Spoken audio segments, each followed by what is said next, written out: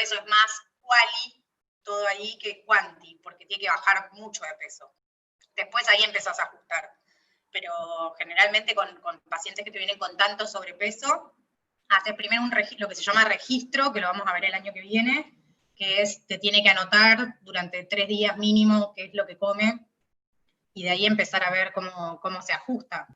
Pero tienen que empezar a ver tupper para el trabajo, y bueno, y actividad física lo más que pueda, teniendo en cuenta su condición. Pero bueno, caminar un poco y hacer ejercicios de fuerza, por ejemplo, no le va a venir mal, pero tiene que empezar a hacer actividad física también. O sea, Dale, hay que bajar era más o menos para tener un panorama de cómo abordarlo, pobre compañero. Pero primero es eso, saber bien, tenés que ver bien qué es lo que come, y de ahí empezar a ajustar algunas cosas, como por ejemplo lo de la Coca-Cola, las papas fritas. El chupi. Que se empieza, bueno, ni hablar, y toma también. Pero bueno, no hay muchas opciones, hay que empezar a reducir calorías de donde se pueda. Que ahí la ventaja que tenés es que tenés un montón para reducir. Y la idea para que pueda seguir el plan siempre es, acuérdense de la ley de adecuación, tratar de adecuarlo lo más posible a la persona. Entonces, bueno, reducir las porciones sí, y después cambiar algunas cosas, por ejemplo, las papas fritas, papa al horno, con fritolín, podría llegar a ser, para no sacarle todo de una, porque la persona no va a hacer ese plan, ¿sí? Y lo que tiene que hacer es aprender a comer, evidentemente. Entonces, bueno. Además, seguramente la selección que hace cuando va a comprar y cuando, esto que vos decís, no se va a ir a un cereal de una cuando está comiendo hamburguesa con papa frita con queso y huevo, olvídate, claro. No hay manera. Bueno, por eso, entonces, lo que se van cambiando son las formas de cocción también, entonces esto de frito que pase al horno, de hervido, dependiendo que sea, tratar de reducir las grasas de donde se pueda, agregar frutas y verduras, eso es lo principal, porque generalmente no es algo que se haga, así que eso también estaría bien. Y después, bueno, ver, si bien tiene este problema en las rodillas, ver qué tipo de actividad puede llegar a hacer para sumar al gasto calórico, porque si no, estás como siempre medio jugado, ¿no? Así que, pero bueno. Bueno, gente, calculo que les llegó el examen a todos. Comentario respecto al examen. Por un lado, yo no quería que fuese una pregunta capciosa. En el turno anterior me dijeron que, bueno, que no la habían interpretado así. De todas formas, hubo un par de personas que sí la interpretaron, pero la mayoría no puso. Cuando yo pregunté cómo se almacenaban los hidratos de carbono, acuérdense que las reservas de hidratos de carbono son finitas, es decir, tienen un tope. Y habíamos dicho que en hígado, dependiendo del tamaño de la persona, se van a almacenar entre 70 y 100 gramos de hidratos de carbono, y en músculo entre 400 y 500 gramos de hidratos de carbono, que se van a almacenar como glucógeno. Pero ¿qué pasa si yo tengo más hidratos de carbono disponible de los que puedo almacenar? ¿Cómo se almacenan esos hidratos de carbono? Sí, como grasa. Grasa adiposa. Exactamente, se almacenan en el tejido adiposo como grasa.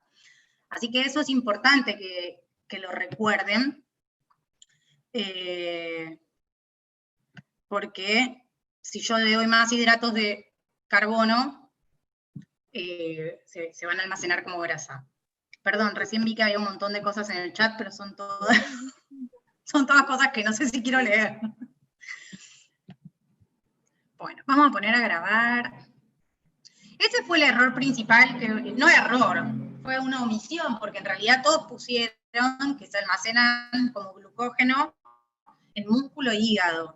Pero sí acuérdense de eso, de que es importante saber, y que por ahí viene el miedo de las personas a los hidratos de carbono, y dicen, saco las harinas. Siempre uno empieza un plan de alimentación y es, saco las harinas. Y no es la magia sacar las harinas, ¿sí? Las harinas, que son hidratos de carbono, tienen que estar siempre en lo posible. Si son integrales, mejor, pero si no, lo que tengo que hacer es, bueno, ver qué porción voy a comer de eso, ¿sí?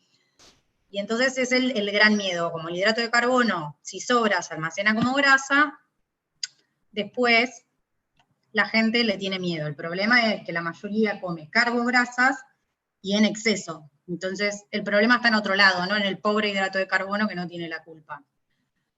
Chicos, la mayoría entregó bien el examen, pero cuando yo me refería en esta consigna que el nombre, el archivo tenía que tener como nombre su nombre y apellido, y sin excepción, es porque piensen que yo el jueves les tomé examen a ustedes, examen al turno tarde, y después también teníamos examen en el posgrado. Eso ya me suma 60 personas. Más, yo tengo otros estudiantes en otras cosas. Entonces me llegan un montón de mails, y para mí cuando empiezo a bajar los archivos, es un lío. Entonces, si ustedes no me lo mandan así, yo me pierdo un día entero viendo dónde tengo que poner, si es turno tarde, turno noche, cómo se llama la persona, cambiándole yo el nombre de archivo de la persona. Entonces, si el archivo se llamaba así, por ejemplo, no me acuerdo bien cómo era el nombre del archivo real del examen, lo que tienen que hacer es archivo, guardar como, y ponen su nombre y apellido. ¿Sí? Yo acá les puse ejemplo fulano de tal. ¿Okay? Y a mí ya con eso, ni siquiera les pido el turno, pero ya con eso me alivian un montón de trabajo. Y está en el examen y es obligatorio, o sea, porque yo les puse sin excepción, ¿ok? Igual algunos los corregí igual, y no quiero caer, como algunos colegas, en que a esto le restan un punto. El que no lo hace, le resta un punto. Así que, por favor, en el examen que viene, que vamos a tener 2 parciales, en el segundo parcial, esto va a volver a aparecer. Así que, por favor, se los pido, es obligatorio. ¿Sí? Bueno, vamos a poner a grabar, que si no me voy a olvidar. Pero bueno, después el resto del examen, la mayoría estuvo bien. Algunos no pudieron hacer la parte de dividir los macronutrientes que habíamos visto hasta el momento, que eran hidratos de carbono y proteínas. Hoy vamos a ver lípidos, así que vamos a retomar el caso de Adrián, ¿sí? Y vamos a ver el ejemplo con lípidos, para que lo tengan en cuenta, pero si no, cualquier cosa me consultan. Y si quieren, para practicar eso, lo que tienen son los casos de estudios que yo había mandado para sacar gasto energético total. Bueno, también pueden hacerle una proporción de macronutrientes a cada uno y hacer la fórmula sintética para ir practicando, ¿sí? Porque esto va a seguir a lo largo de toda la nutrición, y cuando veamos también el cuatrimestre que viene, vamos a tener, el año que viene, pero para el primer cuatrimestre, vamos a tener evaluación nutricional. La evaluación nutricional continúa con esto, si bien después vamos a ver parte de antropometría y composición corporal, toda la primera parte de evaluación nutricional tiene que ver con esto que le decía recién a Nicolás, de hacer un registro, hacer un recordatorio, calcular las calorías, ver qué cambios cualitativos tengo que hacer primero y después ir a lo cuantitativo, ¿sí? Lo vamos a ver el cuatri que viene. Por lo tanto, todo se continúa. Y es necesario que lo sepan, ¿sí? Entonces, si tienen dudas, practiquen con esos casos que yo les di, o vuelvan a hacer el caso de Adrián, y cualquier cosa siempre tienen y saben mi mail a disposición. Entonces yo cuando puedo les corrijo. Algunos me han mandado cosas para corregir y las hemos ido viendo. Pero si no están en clase o no pueden estar en clase, después me lo mandan y lo vemos, pero no se queden con dudas. Si no, siempre somos los mismos los que hablamos. ¿Sí? Bueno, empezamos con el tema de hoy, que es lípidos. Muchas veces a mí me van a escuchar decir grasas, porque me pasa lo mismo que vieron con calorías, que en realidad es kilocalorías. Pero bueno, van a ver ahora que está mal decir grasas. El término correcto sería lípidos. ¿Sí? Los lípidos son sustancias orgánicas, como ven, esta es la fórmula, tienen carbono, hidrógeno y oxígeno, al igual que las proteínas y al igual que los hidratos de carbono, ¿sí? Pero además pueden tener fósforo y azufre. Ahora vamos a ver algunos lípidos con fósforo y azufre. Y estas sustancias, la particularidad que tienen es que no se pueden disolver en agua, ¿sí? Si ponen aceite o manteca en agua, van a ver que no se disuelven. Necesito un solvente orgánico, como por ejemplo el éter, para poder disolverlo. Los lípidos a grandes rasgos se dividen en dos categorías. Por un lado las grasas, y por eso les decía yo que está mal que yo diga grasas todo el tiempo, y por otro lado tenemos los aceites. ¿Cuál es la diferencia entre los dos? Que las grasas son sólidas a temperatura ambiente y en cambio los aceites, son líquidos a temperaturas ambientes. Entonces, si ustedes se fijan, todos los aceites vegetales que ven en el súper, de maíz, de girasol, el mezcla y demás, son todos líquidos, y la manteca, por ejemplo, ¿sí?, es una grasa porque es sólida a temperatura ambiente.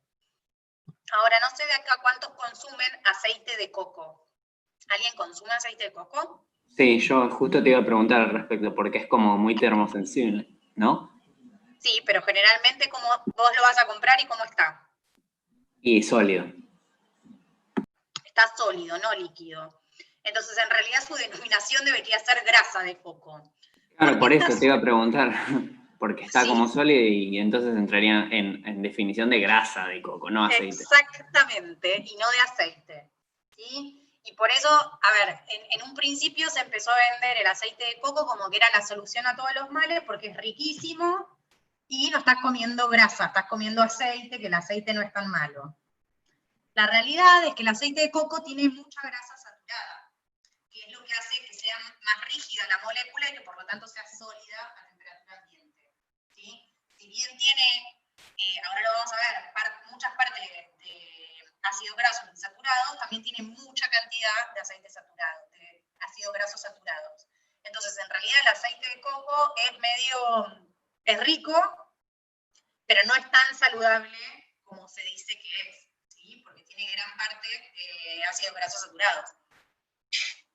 Así que hay que tener cuidado con esas cosas.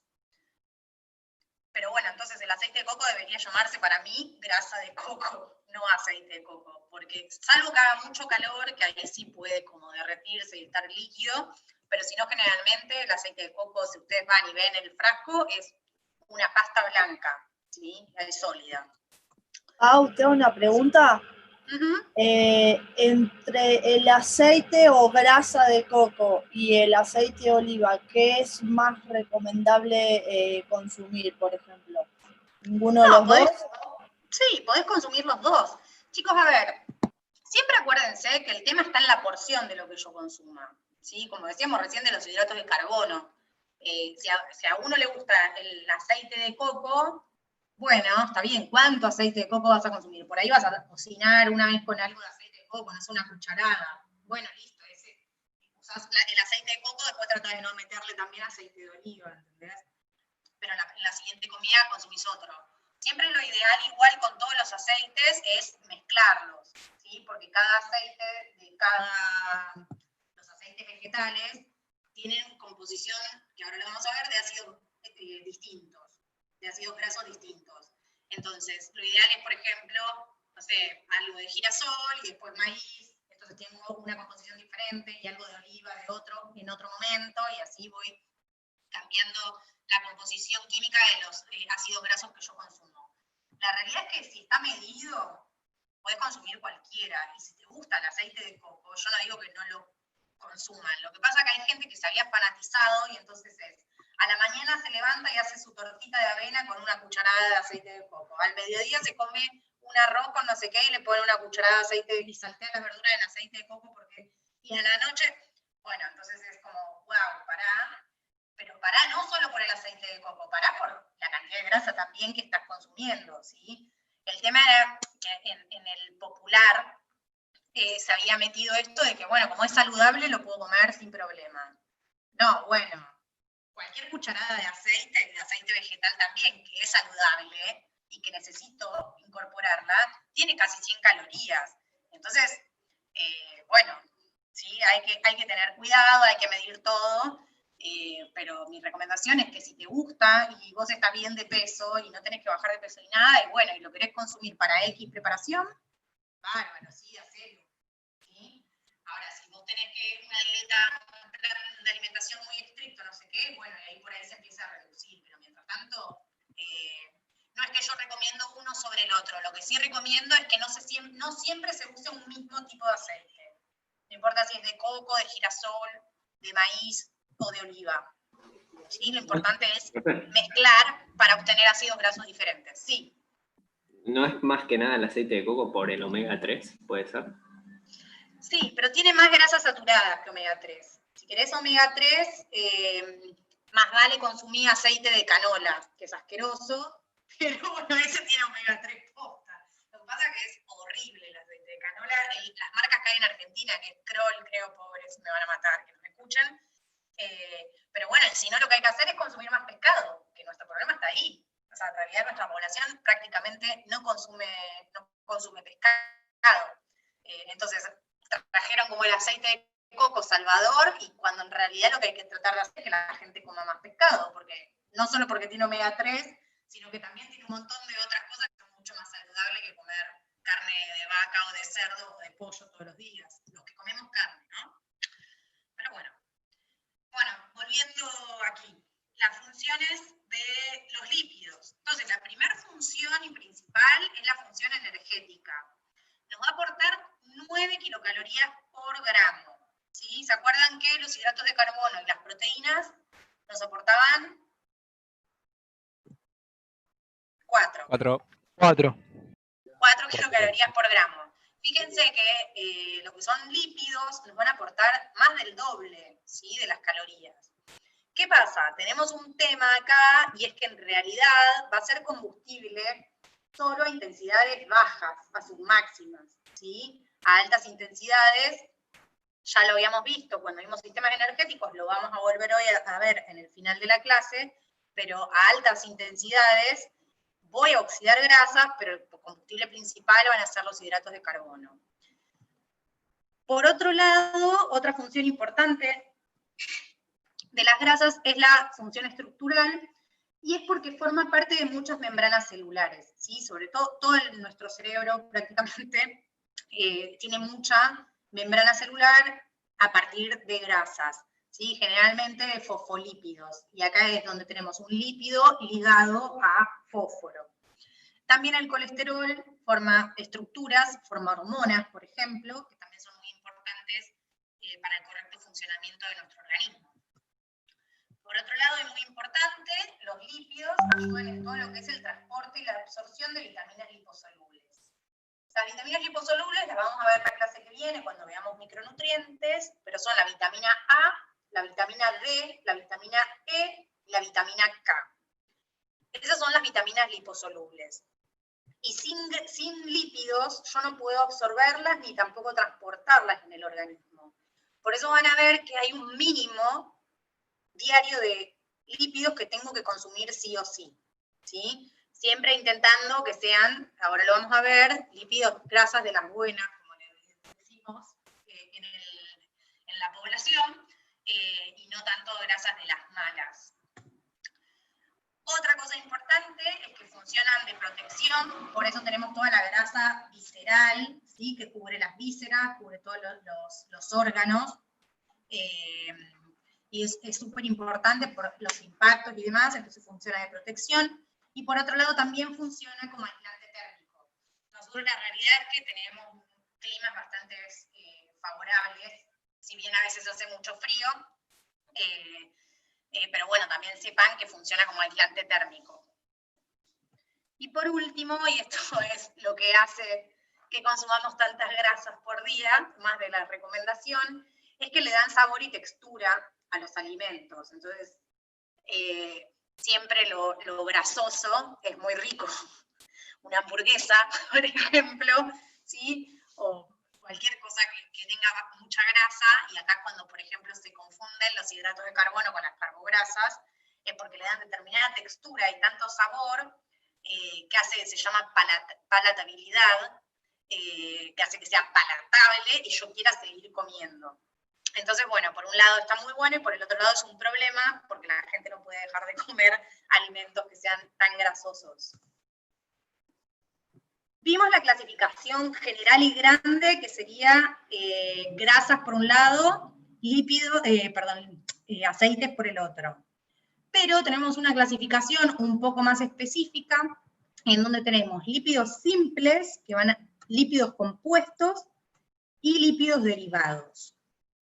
Los lípidos simples son los triglicéridos o triacilglicéridos, vieron en sus análisis de sangre en algún momento. Y por otro lado tenemos las ceras, ¿sí? Los triglicéridos es la forma en la que nosotros generalmente consumimos los lípidos. Las ceras tienen más que ver con la cera del oído, ¿sí? O la cera, por ejemplo, que hacen las abejas. No es algo que consumamos. Nosotros generalmente consumimos todo más como triglicérido y colesterol, que ahora vamos a ver dónde está.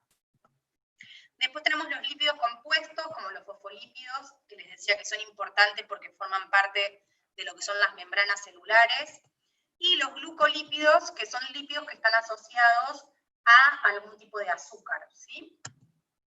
Y por último, los lípidos derivados, que se llaman esteroides, en donde acá entraría lo que es colesterol, pero también, por ejemplo, las hormonas sexuales, la testosterona o el estrógeno, ¿sí? Las hormonas sexuales tanto masculinas como femeninas. Entonces, para que sea más fácil, acá hay un cuadrito, que si bien está en inglés, se entiende bastante bien, en donde tenemos, si se fijan, en el primer cuadro tenemos lo que serían los lípidos simples, que son los triglicéridos, bueno, y las ceras que están acá, pero las ceras no tienen tanta importancia a nivel alimentario. Entonces tenemos como sólidos las grasas, como líquidos los aceites, y si se fijan, esto sería un triglicérido. Es la cadena de glicerol, que se ve acá, y unidos 3 ácidos grasos, que pueden ser iguales o distintos, ¿sí? Dependiendo de eso va a ser qué tipo de triglicérido tengo. Y acá, si se fijan, tenemos grasas, ácidos grasos saturados, que generalmente son de origen animal, más que nada. Tenemos algunas excepciones en el ambiente vegetal, como por ejemplo dijimos, el aceite de coco, tiene también bastante cantidad de ácidos grasos saturados, y las grasas insaturadas, ¿sí? Que provienen generalmente del mundo vegetal, ¿sí? Lo que llaman las grasas buenas, y vienen de los aceites vegetales, como el girasol, el maíz, la oliva, el lino, la chía, hay un montón, o bien de los frutos secos, la palta. Los pescados también tienen bastante grasa insaturada, además de tener grasa saturada. Entonces, fíjense que esto, que es el triglicérido, es bastante simple, y por ejemplo, si yo paso a los lípidos compuestos como un fosfolípido, lo que se agrega en esta cadena de glicerol, ¿sí? Es el fosfato, el grupo fosfato, acá. Entonces va a quedar la molécula en el dibujito, queda a esto parecido. Si vieron alguna membrana celular, en alguna otra materia como fisio y demás, ¿sí? Saben, estas son las cabezas de la membrana, que son hidrofílicas, es decir, que aceptan el agua, y estas son las colas, que son hidrofóbicas. Pero bueno, no importa que lo sepan eso, ¿sí? Pero son lípidos compuestos. Fíjense que tienen un agregado más. O sea, en vez de tener en este carbono otro ácido graso, tienen un grupo fosfato, ¿sí? Y por último tenemos los esteroides, que son más bien complejos. Generalmente tienen 4 carbonos, en vez de tener 3, como acá, esta molécula, tienen 4 carbonos, y después diferentes uniones, y lo que forman es, por un lado, colesterol, como vimos, testosterona, estrógeno, la vitamina D, que es una vitamina liposoluble, ¿sí? La cortisona. También son diferentes esteroides, son todos lípidos derivados. Pero bueno, en la alimentación, más que nada, tenemos triglicéridos, ¿sí? Y colesterol y vitaminas liposolubles. Entonces, ¿qué es el colesterol? El colesterol es un lípido que se sintetiza en el organismo, es decir, que el organismo lo puede fabricar. Y aparte de la fabricación propia que tenemos, también lo ingerimos a través de la alimentación. Acá dice en menor medida siempre y cuando yo haga un plan de alimentación, ¿sí? Que tenga poca grasa y poco colesterol. Hay mucha gente que consume muchísimo colesterol, y de hecho esto es al revés. En mayor medida es lo que consumen que lo que sintetiza el cuerpo. Así que esto estamos hablando de una persona normal con un plan de alimentación normal, ¿sí? Se encuentra en todas las células y es necesario para producir lo que son ácidos biliares y hormonas. Por eso es importante igual consumir colesterol, no en exceso, porque aparte nosotros también lo fabricamos, pero fíjense que es importante, los ácidos biliares son los que emulsionan las grasas de la comida, ¿sí? La vesícula, lo voy a decir en criollo, pero la vesícula almacena los ácidos biliares. Cuando entra grasa en el organismo, la vesícula tira ese ácido biliar, y el ácido biliar lo que hace es ayudar a digerir esa grasa de la alimentación. Por eso, y no sé si han escuchado, cuando a uno le sacan la vesícula, lo primero que le dicen es que tiene que hacer una dieta baja en grasas, que no tiene que comer, por ejemplo, más cosas fritas y demás. Y es por esto, es porque no va a tener ácidos biliares disponibles que ayuden al sistema digestivo a emulsionar esa grasa y poder digerirla, ¿sí? Entonces, generalmente lo que pasa ahí es que las comidas les empiezan a caer pesadas, bueno, y tienen algunos otros problemas. Pero aparte de ser necesarios para formar los ácidos biliares, son importantes también para la formación de hormonas, como vimos, por ejemplo, las hormonas sexuales. Y por último, el colesterol, lo que tiene bueno es que se excreta por materia fecal. Si se acuerdan, cuando vimos hidratos de carbono, vimos fibras. Y habíamos dicho, entre tantas de las cosas que dijimos, que las fibras, es importante tener un consumo de fibra elevado, o al menos llegar a las recomendaciones diarias, porque lo que hace la fibra es ayudar a eliminar el colesterol que me está sobrando. Atrapan a ese colesterol y hacen que yo lo pueda eliminar por la materia fecal, ¿sí? Entonces, si yo consumí un exceso de colesterol, pero tengo bastante cantidad de fibras en mi organismo, o sea, que también he consumido fibras con la alimentación, esas fibras me van a ayudar a poder eliminarlo, ¿sí? Por eso eran importantes. Profe, ¿y sí. las fibras en qué alimentos se encuentran? Más que nada en todo lo que son cereales integrales, legumbres y frutas y verduras, ¿sí? Pero, por ejemplo, en las frutas, más que nada en las cáscaras, por eso también los cereales integrales son importantes, porque es la cascarita lo que tiene mayor cantidad de fibra. Y después, por ejemplo, las verduras que son más fibrosas, como por ejemplo el brócoli, ¿sí? Que tiene esa estructura más rígida y no se desarma tanto, tiene más fibra, pero todo lo que es frutas y verduras tienen bastante cantidad de fibras. El problema es que la mayor parte de la dieta occidental en general tiene muy bajo consumo de frutas y verduras. La recomendación diaria es aproximadamente de comer 5 porciones. Y gracias si llegamos a 2 en Argentina. La mayoría no consume tantas frutas y tantas verduras. De hecho, creo que yo, sabiendo cuál es la recomendación y recomendándoselo a la gente, yo generalmente en el día llego a 4, porque como 2 frutas por día y como en almuerzo y cena como una porción de vegetales. Pero es muy difícil llegar a 5 porciones de frutas y verduras. Sí. Y la recomendación de fibra diaria es al menos 30 gramos. ¿Sí? Generalmente llegamos a 10, 12, con suerte. Entonces es un problema. Pero primero, bueno, arrancar por consumo de frutas y verduras, después sí los cereales integrales. Y bueno, gracias a la pandemia en Argentina empezaron un poco más el consumo de legumbres, se vio aumentado. A la pandemia y a los veganos que hacen hamburguesas de lenteja y todas esas cosas. Y la gente está probando, se está animando a probar más cosas. Pero la realidad es que las legumbres siempre las tuvimos bastante relegadas y tienen un montón de beneficios. Entre ellos que son fuente bastante importante de fibra, muy importante de fibra, tienen muchísima fibra. Así que bueno, ahí están las fibras. ¿Alguna otra pregunta?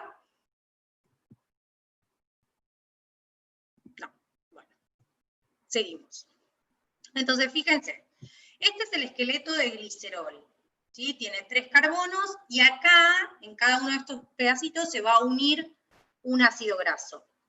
No sé si se acuerdan el glicerol? ¿Qué otra función tenía? relacionada con el metabolismo de los hidratos de carbono. No, bueno, se las digo yo, no importa. Se las digo, no hay problema. ¿Se acuerdan que nosotros podíamos hacer gluconeogénesis cuando no teníamos hidratos de carbono disponibles y necesitábamos energía? Uno de los precursores era la alanina, por ejemplo, que es un aminoácido, viene de las proteínas. Pero otro precursor de la gluconeogénesis es el glicerol. Y fíjense que viene de la parte de las grasas, ¿sí? El glicerol es el esqueletito, y a esto se le va a sumar un ácido graso. Cuando yo consumo los triglicéridos, ¿sí? Los alimentos tienen forma de triglicéridos, generalmente el organismo lo que hace es romper los enlaces, y me quedan ácidos grasos libres, ¿sí? Y me queda el glicerol, que después, en todo caso, se vuelven a formar y se almacenan en el tejido adiposo. Si yo no lo usé ni para formar una estructura, por ejemplo, un fosfolípido para una membrana o demás, ¿sí? Se vuelve a formar el triglicérido y se va a acumular en el rollito que tengo ahí en el abdomen, seguramente. Pero bueno, cuando se rompe esto, si yo necesito energía y no tengo hidratos de carbono, y estoy trabajando a altas intensidades, perdón, hago gluconeogénesis con el glicerol. Entonces, fíjense, el cuerpo y en cada carbono que tengo se va a unir un ácido graso, ¿sí? 1, 2, 3. Pueden ser iguales o pueden ser diferentes, ¿sí? Me va a dar un tipo de ácido graso distinto. Y entonces así tengo un triglicérido, pero se llama tri porque tiene 3 ácidos grasos. ¿Cuál es la diferencia que tenemos entre grasas y aceites? Ya lo vimos y dijimos esto grande de que unas son sólidas a temperatura ambiente, las otras son líquidas. Pero por otro lado, cada ácido graso, como les decía, puede ser diferente. Y tenemos la diferenciación de lo que es un ácido graso saturado y un insaturado. Los ácidos grasos saturados, esta es más o menos una molécula, generalmente están en todo lo que son productos de origen animal, ¿sí? Y si se fijan, es una molécula que es toda lineal, toda igualita. Tiene todos enlaces entre los carbonos simples. Y eso hace que sea una molécula más rígida, y por eso generalmente son sólidos a temperatura ambiente. En cambio, los insaturados lo que tienen es que tienen este doble enlace, que si se fijan acá, la molécula es como que se quiebra, ¿sí? Y esto generalmente está en todo lo que son aceites, vegetales, ¿sí? Palta, pescados, también, como habíamos nombrado, frutas secas y semillas. Pueden tener un doble enlace o pueden tener más de un doble enlace, pero esto hace que la molécula sea más dispar, por decirlo de alguna manera, no sea tan rígida, y por eso también a temperatura ambiente son líquidos, ¿sí? Entonces por eso los aceites tienen predominio de ácidos grasos insaturados, y los que son productos como por ejemplo la manteca, los quesos, mismo la grasa de las carnes, ¿sí? Es compacta. Las grasas de las carnes son todos ácidos grasos saturados de cadena simple, pegados uno al lado del otro. Entonces, alimentos fuentes de ácidos grasos saturados, como dijimos recién, embutidos, carnes, todas, ¿sí? Quesos, lácteos, todo lo que viene de origen animal tiene ácidos grasos saturados.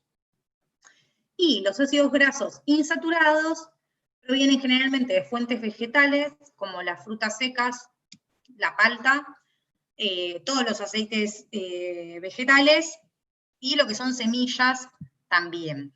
El pescado también tiene las dos, tiene saturadas, pero tiene más cantidad de ácidos grasos insaturados. Importante con las semillas, que las semillas son chiquititas, entonces generalmente uno no las puede masticar, salvo las de girasol, que son más grandes, o las de zapallo, pero el resto de las semillas, por ejemplo, la semilla de sésamo, es muy chiquitita. Entonces, si yo quiero obtener esos ácidos grasos insaturados que tiene, lo que tengo que hacer antes de comerla es machacarla, ¿sí? Romper la estructura de afuera, esa cascarita, ¿Por qué? Porque si no, lo que va a pasar es que yo voy a comer esa semilla y lo único que va a hacer es funcionar como fibra. ¿Sí? Porque va a pasar directo por mi tracto gastrointestinal y va a salir directo en materia fecal. ¿Por qué? Porque nuestro organismo, al igual que pasa con el choclo, por ejemplo, con la cascarita del choclo, nuestro organismo no tiene enzimas que rompan esas estructuras, ¿sí? De celulosa. Entonces lo que hace es, se digiere, sí funciona como fibra y aumenta la materia fecal y absorben agua, porque las semillas absorben agua, pero yo no voy a poder obtener los ácidos grasos insaturados que están en esas semillas, ¿sí? Entonces por eso es importante. Sí. Disculpame, Paula, lo mismo pasa con la chía, ¿no? Que Claro. tiene que ser toda molida para que tenga efecto contra los triglicéridos. Exactamente, sí. La chía igual también, o sea, aparte de lo que nos decía Carlos, la chía se utiliza también en preparación. Después, o sea, era lo que habíamos hablado, digamos, lo divide para poder transportarlo y después se vuelve a unir y se va formando cada cosa que fuimos viendo, digamos, en las distintas estructuras. Por ejemplo, glucógeno para almacenar en el músculo, la glucosa la va a usar para formar energía, las proteínas, los aminoácidos que queden dando vueltas van a formar un músculo o reparar un tejido, ¿sí? O hacer una enzima.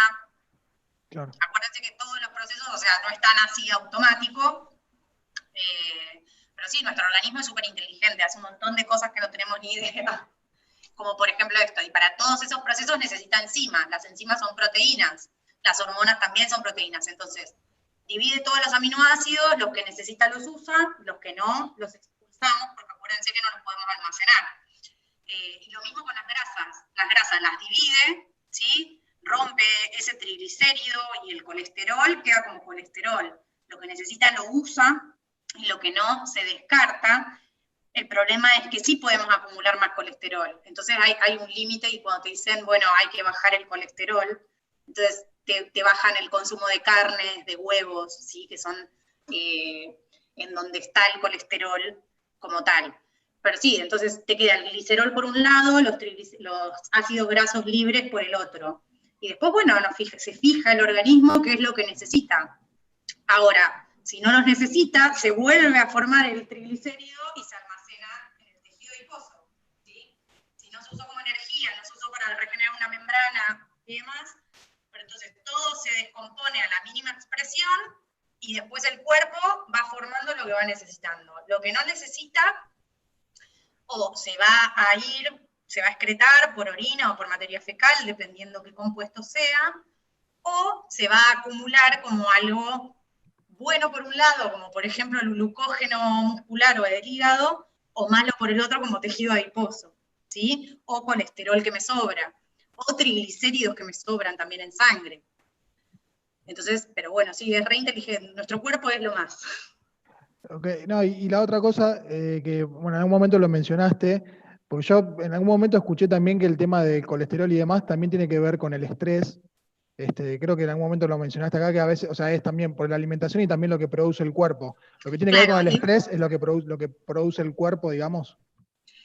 Sí, generalmente si vos estás haciendo una alimentación en donde no estás consumiendo niveles elevados de colesterol y no tendrías por qué seguir acumulando colesterol en el cuerpo, quiere decir que hay una mayor producción endógena, es decir, del cuerpo. El cuerpo está produciendo de más. Ahora, esa producción de más puede ser por diferentes patologías. El estrés puede llegar a ser una, pero en realidad generalmente hay que ver cuál es el problema de base. Porque muchas veces siempre se dice, no, es por estrés, y en realidad está ligado a otra cosa, pero es más fácil decir que es por estrés para encontrarle una vuelta, digamos.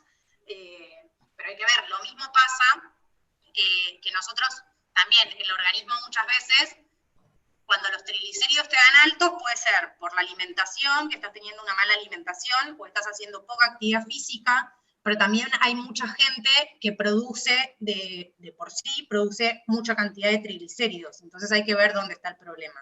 si es porque estás comiendo mal y porque no estás haciendo actividad física, o si es porque tu cuerpo está produciendo de más.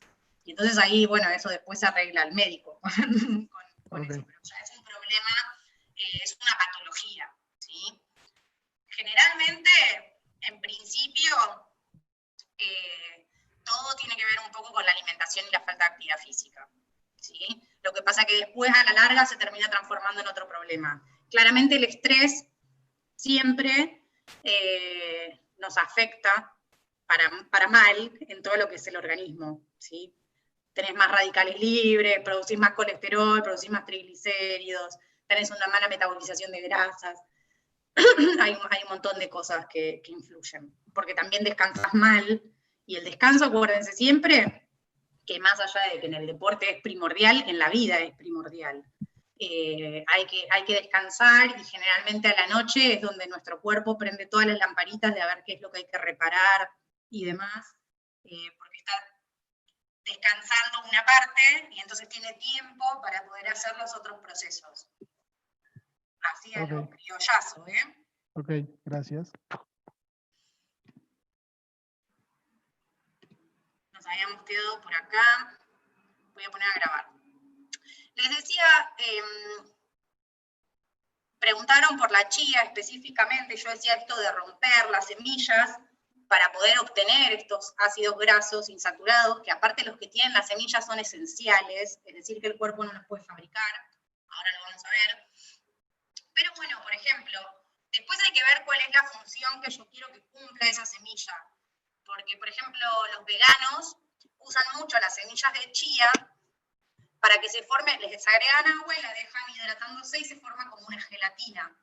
Y entonces eso lo usan como reemplazo del huevo, por ejemplo, para unir preparaciones y demás. Entonces, en ese caso, si yo machaco la semilla, quizás no obtengo el mismo producto, ¿sí? Pero entonces va a ser más una cuestión de estética y final, ¿ok?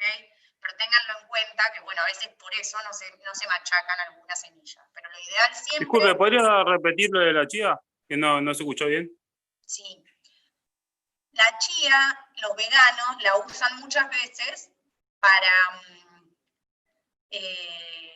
aglutinar, o sea, en reemplazo del huevo, ¿sí? Porque vos a la chía le agregás agua, la dejás un rato y se forma como una gelatina. Entonces, usan esa gelatina, con las semillas y todo, para unir preparaciones. Se usa en repostería, de veganos, y en algunas otras cosas.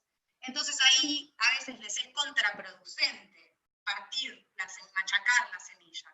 Entonces en esos casos se va a usar la semilla entera, ¿sí? Pero bueno, es por un fin último, que es que esa preparación quede bien y quede lo más parecida posible a si yo usara huevo, por ejemplo. ¿Sí? Se usa para ligar, para unir. Pero bueno. O sea, si vos le agregas agua sin romperla, decís que haces el mismo proceso de poder aglutinar igual. Claro, se le agrega agua, nunca hicieron, ahora está re de moda el chía pudding. Agregan unas semillas de chía, le agregan un poco de agua o de leche, lo que hace la semilla es se hidrata y forma alrededor como una gelatina. Entonces eso se usa yo para pensé que si la partida era mucho mejor. Y depende, pero lo que pasa es que va a depender del tipo de preparación que vos quieras hacer, por eso les digo. La realidad es que lo ideal es partirlas para poder obtener todos los nutrientes que tiene adentro esa semilla, porque si no solamente nos va a servir de fibra. Pero bueno, dependiendo si quieren hacer algo de repostería que necesita la semilla entera, y bueno, quizá hay que dejarla entera.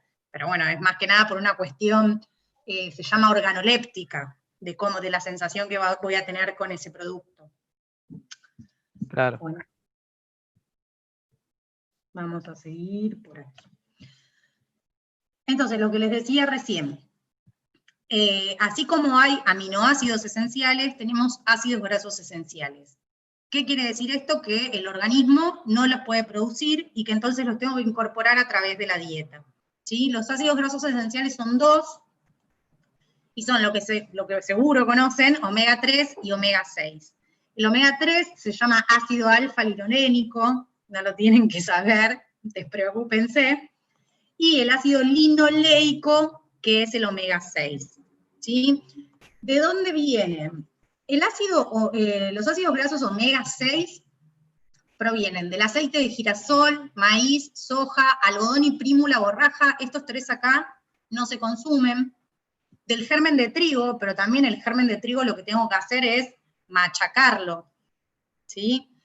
De las nueces y piñones, que son frutos secos.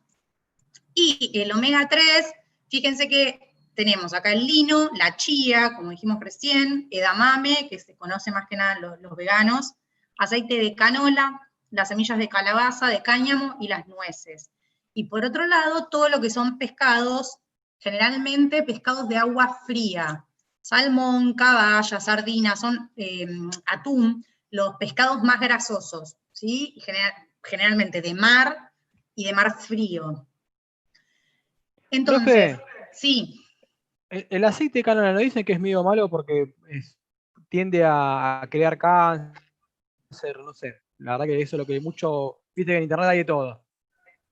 Sí. No, el aceite de canola en realidad es un invento de la industria, ¿sí? Es una mezcla de aceites. No, al revés, tiene mucho omega 3, así que es bastante bueno.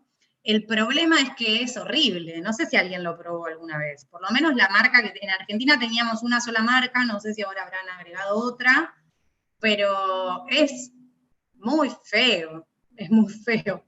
Pero no vi nada de, o sea, científicamente hablando, de que produzca cáncer. Sí, por ahí, no el aceite de canola, lo que hay que ver sería si hay algún suplemento de aceite de canola o suplementos de omega 3, que en un momento existía una pastilla que lo que causaba, o sea, se comprobó que el producto con que se hacía esa cápsula, la gelatinización de esa cápsula, era un producto que era posiblemente cancerígeno, y entonces se sacó del mercado.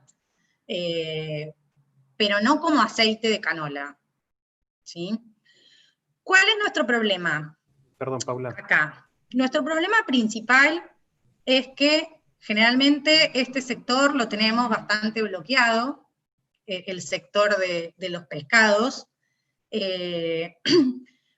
Por un lado, el tema de la costumbre, y por otro lado, que bueno, el salmón ahora sale 1.000 pesos el kilo de salmón, así que bueno, claramente está bloqueado. Pero no somos consumidores habituales de pescado. Sí, quizás de atún, porque consumimos el atún de lata, lo que pasa que ahí sí, por ejemplo, el atún de lata, el problema que tenemos es que tiene niveles de mercurio cada vez más altos, entonces ahí sí tendríamos un problema, porque el mercurio es un metal pesado y por lo tanto le va a hacer daño al organismo, pero la realidad es que no tenemos incorporado el consumo de pescados en todo lo que es la dieta occidental. Y lo ideal siempre sería, por ejemplo, hacer mezclas de aceites. No siempre consumir aceite de girasol o no siempre consumir aceite de oliva. En un momento el aceite de oliva era como que, en lo mejor del universo, aceite de oliva.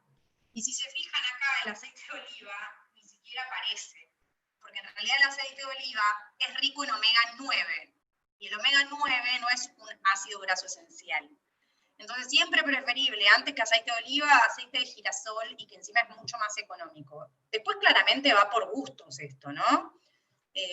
Pero bueno, el aceite mezcla, ojo, cuando yo digo mezcla de aceites, no es aceite mezcla, ¿sí? Es mezcla de aceites de diferentes tipos, por ejemplo, de girasol y maíz, de girasol y soja, de girasol y oliva, de lino y oliva, y así. Eso sería mezcla de aceite. El aceite mezcla que te venden en el supermercado es la última prensada del aceite y es otra cosa. Es mezcla porque es mezcla de lo que quedó en realidad del aceite ahí tirado. Y entonces usan eso. Paula, sí. Paula, el aceite de cannabis, pues ya que preguntaron por otros aceites, ya que estamos, pregunta por este también. Sí. ¿Qué onda? Mira, la verdad es que nutricionalmente no sabría decirte, pero si vos te fijas acá, en el omega 3, las semillas de cáñamo son semillas de cannabis, o sea, son semillas de marihuana. Entonces, muy probablemente tenga el aceite de cannabis alguna concentración de omega 3.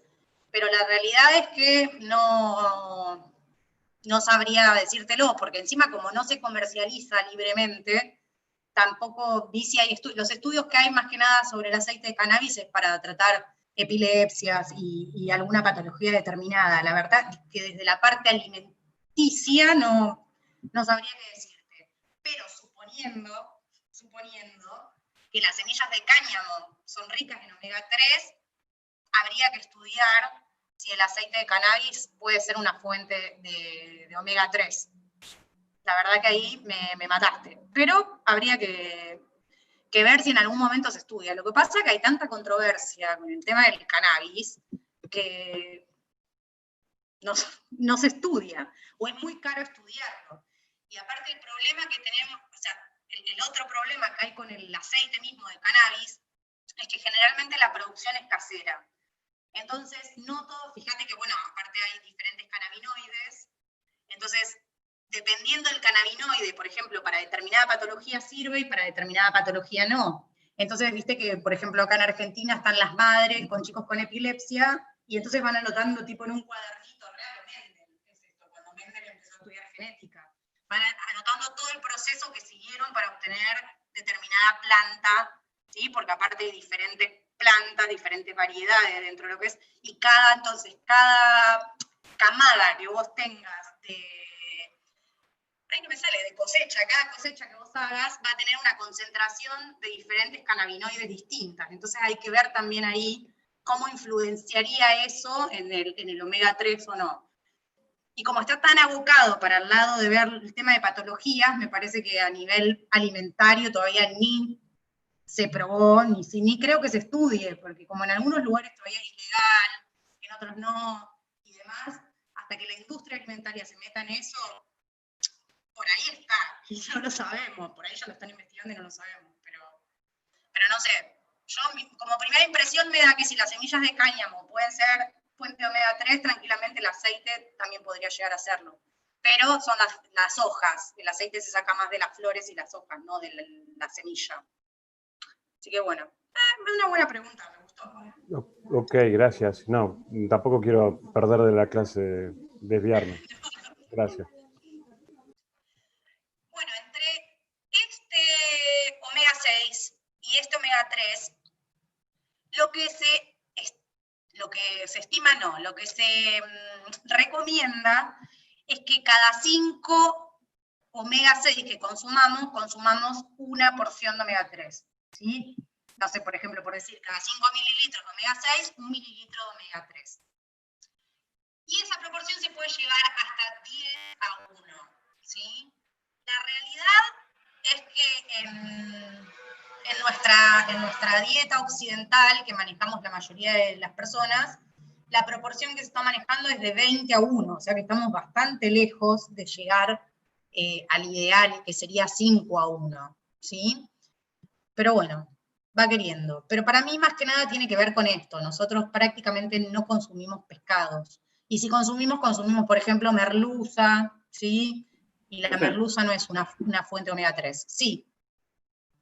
Por eso muchos suplementan el EPA y el DHA, ¿no? Sí. Con cápsulas de aceite de pescado. Exactamente, o cápsulas de aceite de pescado, o hay gente que en la vieja usanza se da una cucharada de aceite de bacalao, por ejemplo, de aceite de pescado, que igual es mucho más saludable que los suplementos de EPA y DHA. Los suplementos de EPA y DHA no están demostrados científicamente que hagan nada. O sea, no mejoran esa relación. Y como les dije antes, hubo un suplemento de omega 3 que tenía en sus componentes de cápsula, o sea, de la formación de la cápsula, un componente que era cancerígeno.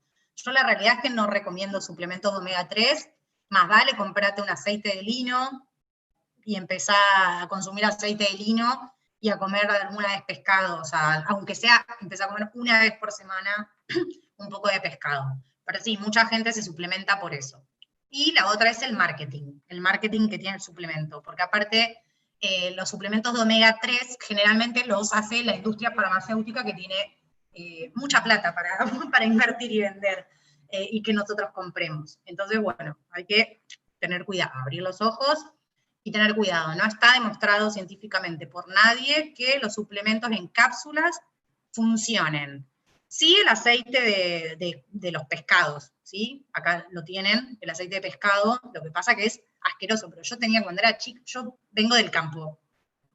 Después me mudé a Capital para estudiar, y bueno, después uno se termina quedando. Pero yo vengo del campo, y mis vecinas, la madre les daba, y no soy tan grande tampoco, soy grande pero no tanto.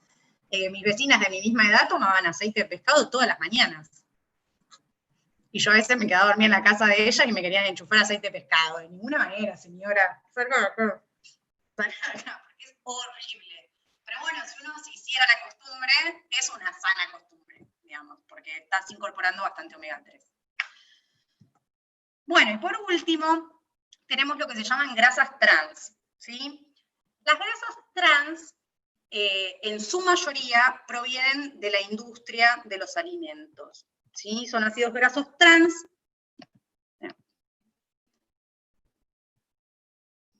Mejor eso que la lata de atún, Agustín. La lata de atún está bien igual, ¿eh? Yo si comés al natural atún, porque igual todavía no sé la cantidad de mercurio que tienen, no se está recomendando el atún en embarazada, pero en población normal, comete el atún. Si quisieras consumir aceite de pescado, bien por vos, pero vas a ver que el atún te va a gustar más. Después no me puteen si están tomando aceite de pescado. Pero sí, cualquiera de las dos opciones son válidas, ¿sí? Bueno, entonces, como les decía, las grasas trans, en su mayoría, provienen de la industria, ¿sí? Y que es del proceso de hidrogenación de los aceites vegetales. Como, por ejemplo, la margarina. Yo creo que la margarina ahora, porque esto empezó al fines de los 90, a principios de los 2000, empezó todo este tema de las grasas trans, y la margarina fue como, al producto que le apuntaron de una. ¿Qué pasa? ¿Qué hace la industria? Agrega hidrógeno, en el chat creo que están paviando, ¿no? Igual, así no, sí, listo. No, así no me meto y no me distraigo. Entonces, lo que hace la industria es, le agrega hidrógeno a ese ácido graso, rompe los dobles enlaces y hace enlaces simples, y por lo tanto es como si se produjera la transformación de un ácido graso insaturado en un ácido graso saturado. Es decir, donde estaba el doble enlace, lo que hace la hidrogenación es rompe este doble enlace y acá agrega un hidrógeno, ¿sí? Entonces hace que la molécula sea más lineal, como vimos el ácido graso saturado. Entonces, para decirlo burdamente, es como transformar ese ácido graso insaturado en saturado. Y por lo tanto, lo que pasa es que se transforma el lípido de ser un líquido a ser un sólido, a ser una grasa. El ejemplo más claro de eso es la margarina. La industria empezó a hacer esto porque le aumenta el tiempo de vida útil al producto, ¿sí? Y entonces, por ejemplo, en pastelería, y aparte abarata los costos. Es mucho más barato obtener margarina que obtener manteca. Entonces, por ejemplo, en pastelería se empezó a usar muchísimo lo que era la margarina para hacer las preparaciones. Pero bueno, en su momento esto era el boom, y el problema es que todo esto se llama grasas trans. Se rompe la configuración de la molécula con el agregado de ese hidrógeno, y entonces paso de tener algo que era líquido a tener algo que es sólido, ¿sí? Y entonces va a cumplir la función como si yo estuviese agregando grasas saturadas, pero encima son trans. Es algo raro.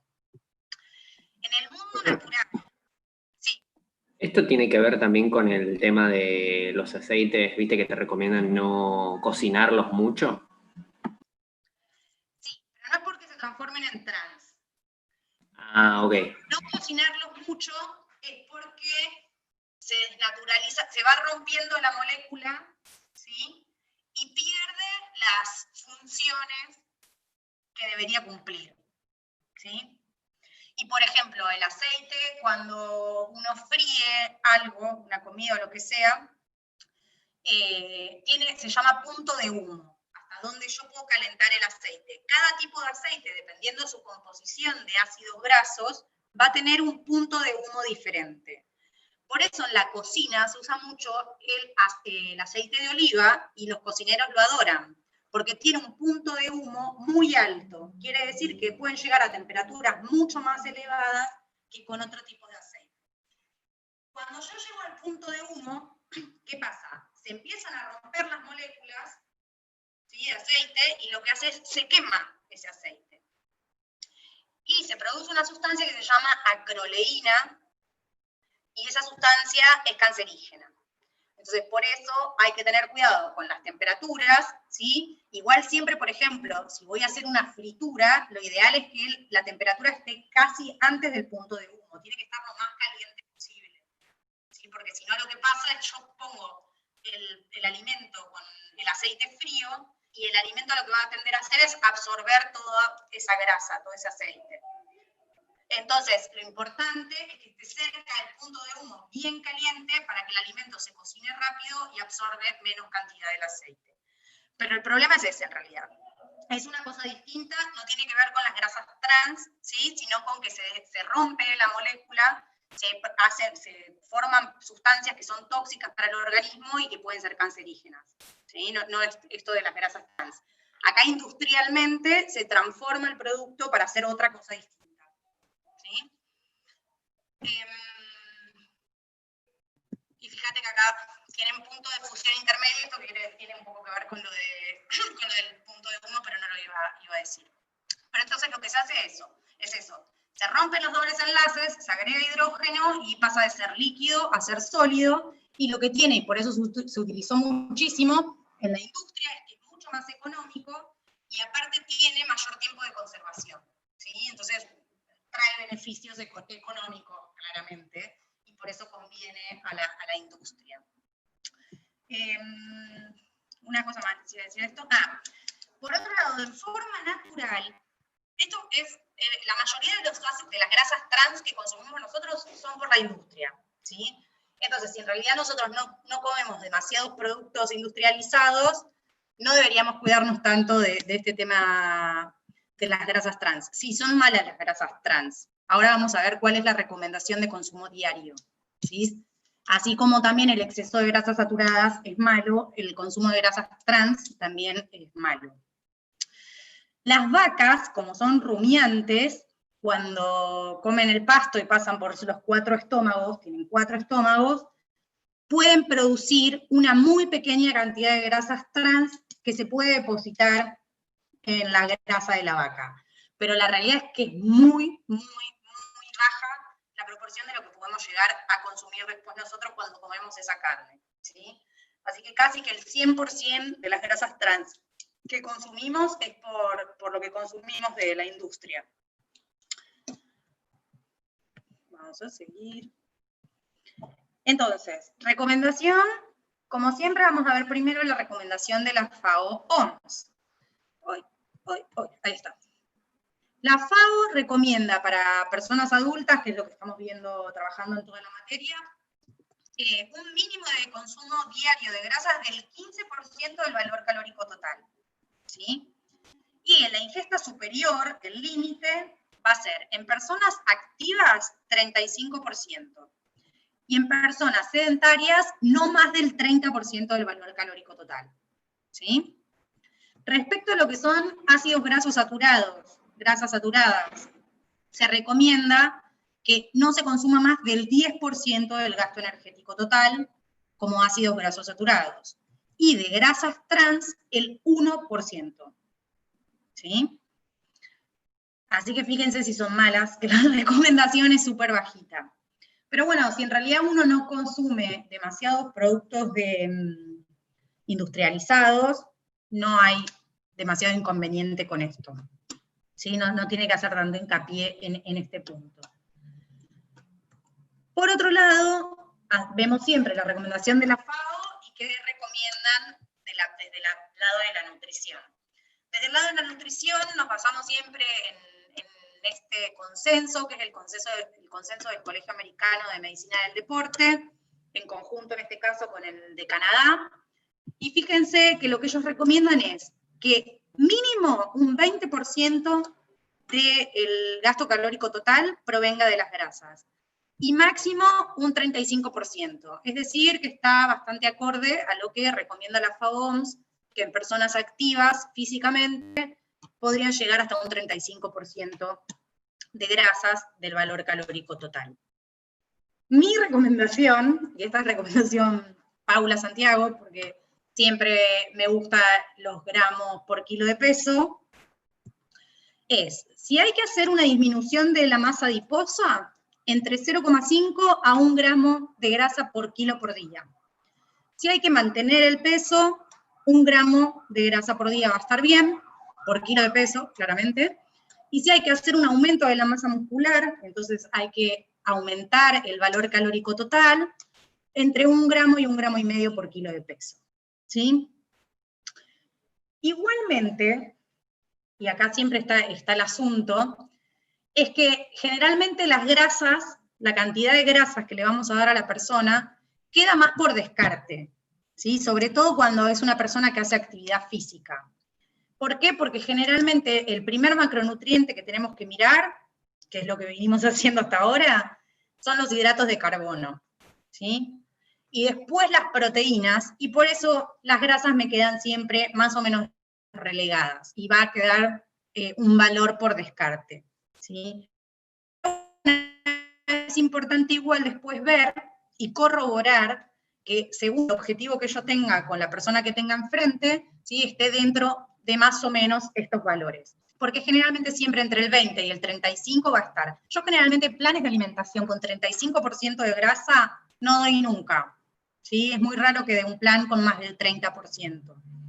Pero a veces, solamente a veces, en determinadas etapas y en determinados deportes, para poder llegar a la cantidad de calorías que tienen que consumir, se aumenta un poquito también la cantidad de grasas. Pero si no, siempre nos vamos a manejar, yo al menos, entre el 20 y el 30%. Porque también he visto que hacer planes de alimentación con menos del 20% de grasas, la gente no los cumple. Y el problema cuando la gente no cumple, no es que no cumple esa partecita. No lo puede hacer, lo abandona. ¿Sí? Entonces, hay que tratar de cerrar un poco el combo, ver el contexto y ver dónde puedo yo hacer más restricción o de última sumar más actividad física, dependiendo cada caso, y no restringir tanto la parte de grasas, ¿sí? Porque es muy difícil, ya desde el vamos, si uno usa, que seguramente nadie la debe usar, una cuchara para medir el aceite que le pone a la ensalada, por ejemplo, una cucharada de aceite son 10 gramos de aceite, ¿sí? Son casi 100 calorías. 10 gramos de aceite, si yo en una persona, es casi a veces representa un montón. Si una persona tiene que consumir, no sé, por ejemplo, 40 gramos de aceite, de grasas, de lípidos, en todo el día. Porque si se acuerdan de la composición de la carne, que encima es la composición promedio, hay cortes de grasa, hay cortes de carne que tienen más grasa, pero la composición promedio es 5 gramos de grasa cada 100 de carne. Si la persona se come un churrasco de 150 gramos, 200 gramos, ya ahí está consumiendo 10 gramos de grasa. Si aparte le agrega 10 gramos de aceite, ya en una sola comida consumió la mitad del aceite que tiene que consumir en todo el día. Si toma leche, la leche tiene grasa, y así. Entonces, planes muy bajitos en grasa son muy difíciles de cumplir. Entonces, a veces hay que negociar. Agustín pregunta, si cocinamos bien una carne y se desgrasa bien, ¿qué opinión tenés de eso? Hay que ver qué corte de grasa y en realidad lo ideal es que antes de cocinarlo uno le saque la grasa. 2. Lo cocinás. Si lo cocinás a la parrilla y la grasa va cayendo, claramente esa grasa se va a descontar del total de grasas que vamos a consumir. Pero si lo cocinás en una fuente en el horno, esa grasa que está ahí dando vueltas y no se va a perder de la misma manera. Por otro lado, por eso te digo, dependiendo del corte de carne, por ejemplo, los que son carnívoros, la entraña. La entraña a simple vista tiene ese cuero que uno lo puede sacar o dejar, qué sé yo, pero después pareciera, uno lo mira, tiene como un bordecito de grasa que se lo puede sacar, pero pareciera que no tiene nada de grasa. Sin embargo, es un corte que tiene casi 10 gramos de grasa por cada 100 gramos de alimento, ¿sí? Entonces, ojo al piojo con esas cosas. Bueno, profe, sí, la arañita es igual, la grasa intramuscular, exactamente, sí. vimos que hay distintos tipos de grasa. Digo, ¿en este porcentaje es un porcentaje general de todas las grasas que consumimos? ¿O hay que ir, porque la otra vuelta yo estaba mirando un paquete, creo que era de unas galletitas, y estaba como discriminado grasa y un título, tal grasa, o sea, como había 3 tipos de grasa en esa galletita, en una porción. Tenés grasas saturadas, insaturadas, grasas trans. Claro. Las grasas trans obligatoriamente tienen que estar en el rótulo. Cuando veamos la clase de rótulo lo vamos a ver. Ok. La piel de pollo bien sequita, te mato, Carlos. Es grasa pura eso. Pero, a ver, el 30%, por ejemplo, que es el 30%, ¿no? El consumo de grasa. A ver si puedo responder a tu pregunta. Viste que dijimos, la recomendación es entre el 15 y el 30. Bárbaro. Ahora, que un 10% de ese 30, o sea, no puede ser más del 10% de grasa saturada y no puede ser más del 1% de grasas trans. Eso quiere decir que el 20% restante tiene que ser de las grasas llamadas buenas, que van a ser aceites, semillas, frutos secos, ¿sí? Claro, sí. Así que hay que tener en cuenta eso. Y eso no pasa nunca. ¿Qué tipo de grasa es? Porque por ahí yo puedo decir, no, pero yo estoy comiendo un 15% de grasa, pero si son todas grasas trans, digamos, como para sí, poner o un son ejemplo todas grasas extremo, saturadas, claro, y generalmente la grasa saturada también está ligada al colesterol. Está bien. Sí, claramente, sí, obvio. Tendría que ser, si vos vas a consumir 15% de grasas, en realidad al menos 5% debiera ser de insaturadas. O sea, mi recomendación sería que la mayoría sea de insaturada, ¿no? Pero teniendo en cuenta esto de que más del 10% no podría ser de grasas saturadas, hay que tenerlo en cuenta. Pero bueno, con los cortes de carne lo que pasa es eso. Hay cortes de carne que uno ve la grasa y se la puede sacar, pero que aparte tienen un montón de grasa intramuscular, son los triglicéridos intramusculares, ¿sí? Se llama grasa marmórea, y eso no se puede sacar. Es muy difícil. Entonces, bueno, quizá vos le sacaste una parte y entonces pasó de tener el asado, tiene casi 20 gramos de grasa acá, 100. Si vos le sacás una parte de la grasa visible, quizá lo bajás a 15 o 20 gramos, pero más de eso, o sea, no vas o sea, magia tampoco se hace, ¿sí? Hay que tener cuidadito con eso.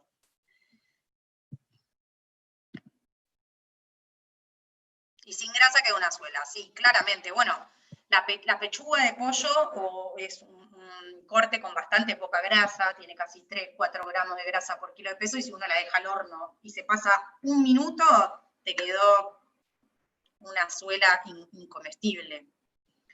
Pero bueno, qué sé yo. Hay que buscarle la vuelta, chicos. Claramente lo que preguntaban y lo que yo les decía del método de cocción. La parrilla lo que tiene de bueno, más allá después de lo que tiramos arriba de la parrilla, es que la grasa drena, ¿sí? La grasa se va.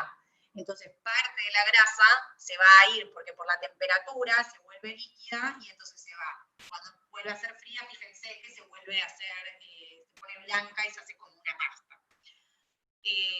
No vamos a poder sacar toda, pero por ejemplo, si yo hiervo, el típico, cuando estabas enfermo hace 1000 años, de el pollo hervido y la calabaza pisada. El agua, ¿qué vimos? Que los lípidos no son solubles en agua.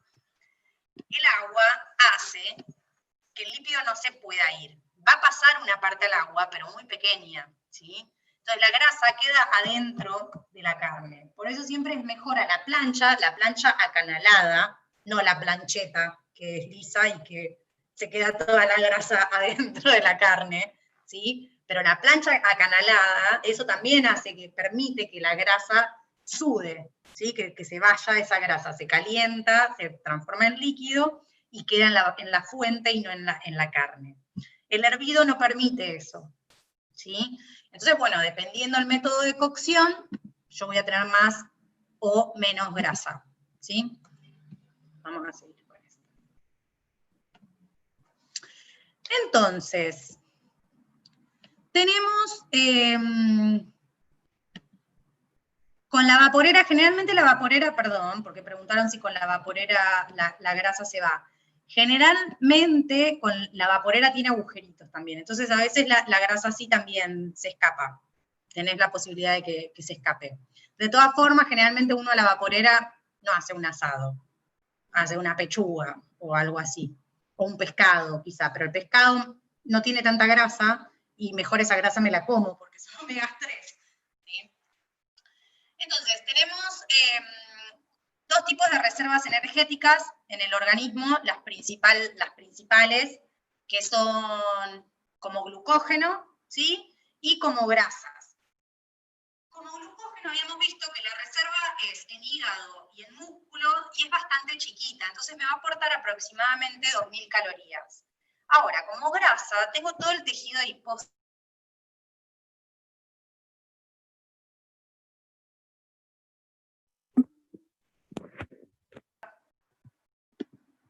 Ya ni me acuerdo de dónde nos quedamos, pero... Sí, Agustín, es un tema, de a poco. Hay que ir haciendo cambios de a poco, si no es difícil. ¿Vamos más? Tuvimos 15. Bueno, entonces lo que les decía, ¿qué combustible, a qué combustible voy a acceder y cuándo? Un poco lo vimos cuando vimos sistemas energéticos. Lo ideal sería que todo el tiempo, como voy a tener unas reservas muy grandes de tejido adiposo, que el principal combustible siempre fuera la grasa. Pero lamentablemente eso no es así. Uy, perdón.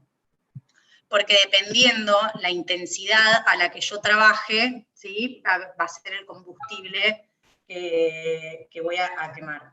Perdón. Ahí está. Entonces, veamos el ejemplo de, por ejemplo, un adulto de 80 kilos con un peso normal, es decir, que no está excedido de peso. Entonces, más o menos, la reserva adiposa que va a tener de tejido de graso va a ser de 12 kilos, va a haber triglicéridos intramusculares, aproximadamente 300 gramos, y también en plasma y libres, ¿sí? 4 gramitos más, 5. Y yo saco la cuenta, ¿cuánto habíamos dicho que nos aportaba de kilocalorías cada gramo de grasa? 9. Exacto. Si yo saco la cuenta, sumo estos 12 kilos, bla, bla, bla, lo transformo en calorías, fíjense que esta persona de 80 kilos y de peso normal va a tener 110.000 calorías disponibles, que es un montonazo. ¿Por qué? Porque va a tener 2.000 nada más de hidratos de carbono. Entonces sería fantástico que siempre el combustible que se utilice sea lo de lípidos. Pero lamentablemente eso no es así, ¿sí? Y el sustrato que voy a usar va a depender de la intensidad del ejercicio que yo haga. Entonces tenemos este punto aquí en el medio, que se llama crossover, que es cuando empiezo a oxidar más hidratos de carbono y empiezo a oxidar menos cantidad de grasas. Acá, por ejemplo, está representado en lo que sería un 55% del volumen máximo de oxígeno o de la capacidad de esa persona, pero esto se entrena, ¿sí? Entonces, a medida que yo estoy más entrenado, este punto, el crossover, lo puedo ir corriendo para este lado. Entonces, voy a poder trabajar a intensidades altas y todavía seguir oxidando mayor cantidad de grasas, ¿sí? Generalmente en atletas ese punto está en el 75%, ¿sí? En el 75-80%. ¿Por qué? Porque como habíamos visto en su momento, a medida que yo voy entrenando, voy produciendo más mitocondrias, y en las mitocondrias es donde se produce la beta-oxidación, esa oxidación de las grasas. Entonces, esto se puede trabajar con el entrenamiento y las adaptaciones al entrenamiento. Voy a aumentar mi flexibilidad metabólica, ¿sí? Y voy a ir corriendo de este punto para este lado. Pero siempre va a haber un momento, ¿sí? En donde, fíjense que no es que dejo de oxidar grasas. Oxido grasas, pero lo que más necesito son hidratos de carbono. Entonces, en intensidades de alto rendimiento deportivo, generalmente voy a necesitar muchos hidratos de carbono, no importa el deporte que haga, porque acuérdense que por un lado está la intensidad y por otro lado la cantidad de tiempo que yo voy a trabajar a esa intensidad, ¿sí? Entonces, por ejemplo, fíjense acá los corredores de maratón, que corren generalmente la elite a 18 kilómetros por hora o más, están trabajando al 80% prácticamente de intensidad, y si se fijan, sí, oxida grasas, pero lo que más oxida son hidratos de carbono, ¿sí? Entonces, siempre es un punto que hay que tener en cuenta. Entonces, el Fat Max es el pico máximo de oxidación de grasas. Va a depender, entonces, de cada individuo, ¿sí? De la cantidad de mitocondrias y las adaptaciones que haya generado cada individuo. Entonces, por ejemplo, en esta persona es al 65%, ¿sí? De su intensidad, pero en otra persona podrá ser al 60% y en otra persona podrá ser al 75%. ¿Sí? Es muy individual y va a depender de estas adaptaciones. Entonces lo que decimos es que no hay una zona de oxidación de grasas para todos iguales, no solo los atletas, para cualquier persona.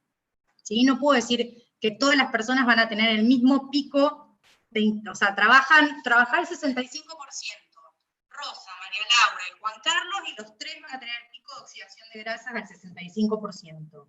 No, tengo que individualizarlo como el plan de alimentación.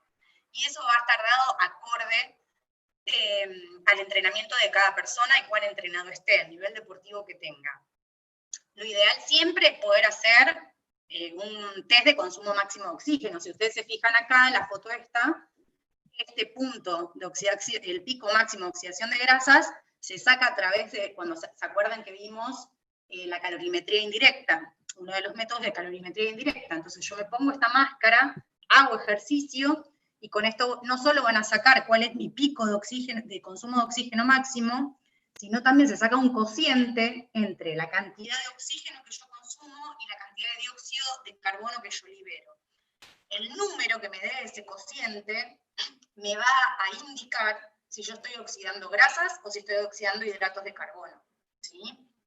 Entonces ahí puedo definir cuál es este pico máximo. Entonces, es totalmente individual, no es la misma zona para todos, en algunos va a ser el 50%, en otros será el 75%, en atletas de elite muy entrenados puede llegar a ser el 80%, ¿sí? Que es un montonazo. En personas más desentrenadas estará cerca del 50 al 60%. Y es independiente del tipo de dieta que haga la persona. Es decir, que por más que consuma más grasa o menos grasa, el pico va a ser el mismo, ¿sí? Tiene que ver con una capacidad fisiológica distinta. Tiene que ver la cantidad de oxígeno que ingresa y la cantidad de dióxido de carbono que yo expulso. Por lo tanto, a altas intensidades, a muy altas intensidades, si es atleta de alto rendimiento, el pico va a ser independiente de la dieta que tenga la persona, ¿sí? Estuvieron muy de moda y siguen estando de moda las dietas. Por un lado está la cetogénica, que sería parte de estas dietas, que son low carb, bajas en hidratos de carbono, high fat, altas en grasas. ¿Cuáles son las hipótesis? Por un lado, la hipótesis principal es que se mejoraría el sustrato, es decir, yo consumo más grasa, voy a oxidar más grasa, mi cuerpo se va a acostumbrar a oxidar más grasa. Esto solo va a pasar, ¿sí? Que voy a ahorrar glucógeno y voy a oxidar grasas en vez de hidratos de carbono, en aquellos ejercicios, deportes o lo que fuere, que esté trabajando a intensidades submáximas, es decir, por abajo del 70% si es un deportista de elite, por abajo del 60, 50 si es una persona que recién está arrancando. Así que hay que tenerlo en cuenta.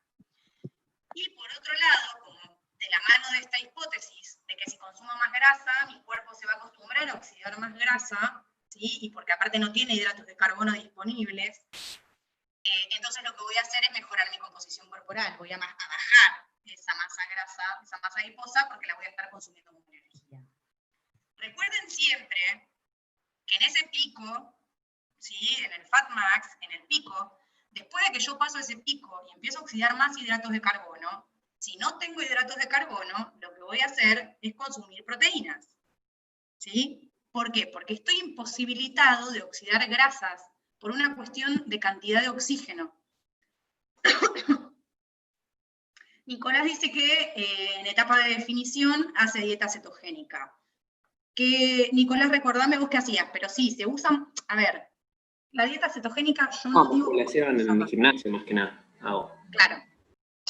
A ver, acuérdense, ¿con qué almaceno los hidratos de carbono en el organismo?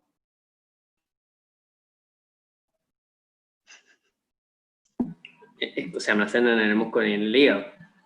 Sí, pero acuérdense que cuando yo almaceno hidratos de carbono, cada gramo de hidrato de carbono que yo almaceno, lo almaceno con 3 gramos de agua.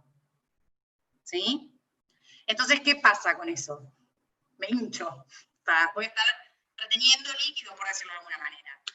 Entonces, muchas veces en los planes de culturismo o de musculación, para poder definirse, no solo dejan de comer con sal, por ejemplo, en el culturismo extremo dejan de comer sal, porque la sal también hace que uno retenga líquidos, sino que también hacen, por ejemplo, dieta cetogénica para perder esa agua, deshidratarse y poder marcarse bien. ¿Es válido? Sí, es válido, ¿sí? Siempre y cuando no sea contraproducente para la salud. Entonces, por eso yo les digo, ¿cuál es el problema de atletas de alto rendimiento, como por ejemplo un ciclista, un maratonista? No alguien que va a hacer un levantamiento de pesas en donde, por ejemplo, el levantamiento olímpico, sabemos que el sistema que predomina pesas de PPC, así que la dieta ahí queda un poco de lado. Pero si voy a trabajar a intensidades mayores al 70%, no puedo hacer una dieta cetogénica, porque lo que va a pasar ahí es que va a empezar a romper el músculo para buscar proteínas de algún lugar. Ahora, si yo voy a trabajar a intensidades submáximas, perfecto, porque entonces lo que voy a hacer es oxidar más grasas. Entonces, por ejemplo, si una persona, por eso les digo siempre que tener el contexto, el total de la persona, tratar de visualizar el total. Si la persona lo que busca es bajar de peso, ¿sí? Yo puedo usar la dieta cetogénica, por ejemplo, como una herramienta para que baje algunos kilos en principio. Ahora bien, si yo la sigo usando eternamente, no va a estar bueno, porque la dieta cetogénica tiene otras cosas que son contraproducentes, como la acidosis metabólica, que ahora lo vamos a ver. Pero como herramienta para un determinado momento, para una determinada persona, me puede servir. Ahora, yo después necesito igual que esa persona aprenda a comer. Entonces, como dice Nicolás, creo que era así, Nicolás, para marcación me sirve la dieta cetogénica. Perfecto, porque estás buscando un objetivo específico y la vas a hacer por un tiempo determinado, pero no es que vivís a dieta cetogénica toda tu vida. Ahora, si vos tuvieses que salir a correr una maratón, probá la dieta cetogénica y después venís y nos comentás cómo te fue. Así tenemos... Hola, ¿puedo hacer una consulta? Sí, claro. Una consulta / acotación.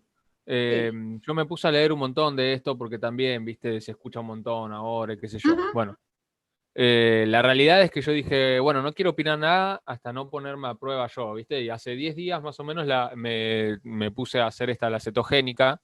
Ya me estoy volviendo loco, igual ya mañana voy a arrancar de nuevo de la otra forma porque extraño otra comida. Pero, ¿cómo es?